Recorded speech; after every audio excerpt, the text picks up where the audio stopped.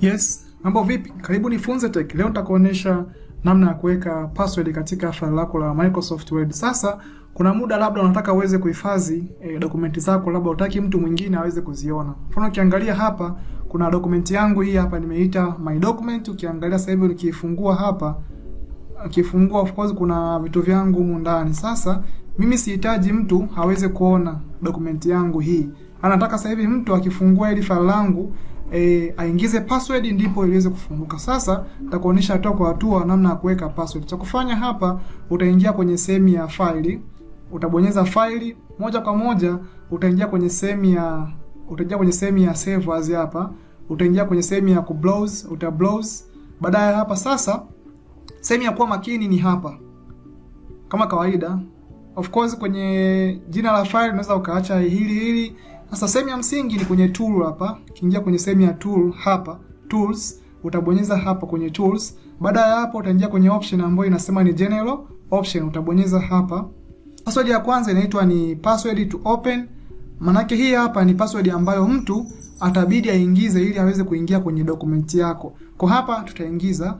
Alafu kuna password ya pili ambayo inaitwa ni password to modify. Hii hapa ni password ambayo mtu atabidi aingize pale ambapo atakuwa anahitaji kumodify au kurekebisha au kufanya changes katika hiyo document yako. Kwa hapa tena utaweka labda password nyingine.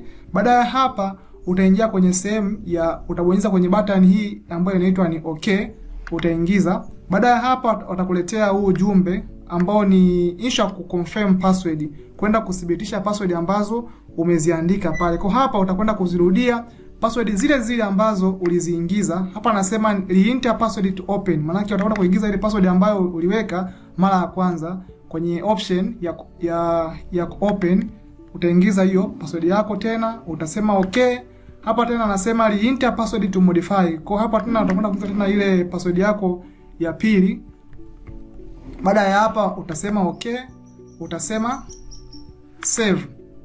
Kwa sasa hivi nikisave hili file langu kwa sasa hivi, nikiclose hapo kwa sasa hivi nimefunga. Kwa maana yake kwa sasa hivi mtu akishafika hapa kwenye hii dokumenti yangu, akiifungua labda mfano mara mbili, akiifungua hivi, umeona itamletea, itamwambia nini, ingiza password.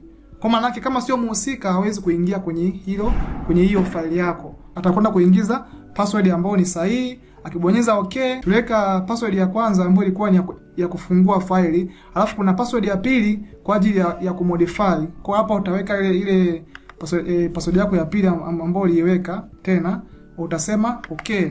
Paka hapa unaweza ukaona faili letu linakuwa tayari limeshafunguka. Hiyo ndo namna ya kuweka password katika faili letu la Microsoft Word. Kwa tech kama hizi usahau kulike, lakini pia kushare na watu wengine ili waweze kujifunza hizi trick za kompyuta ili waweze kuwa salama katika matumizi ya kompyuta. Asante.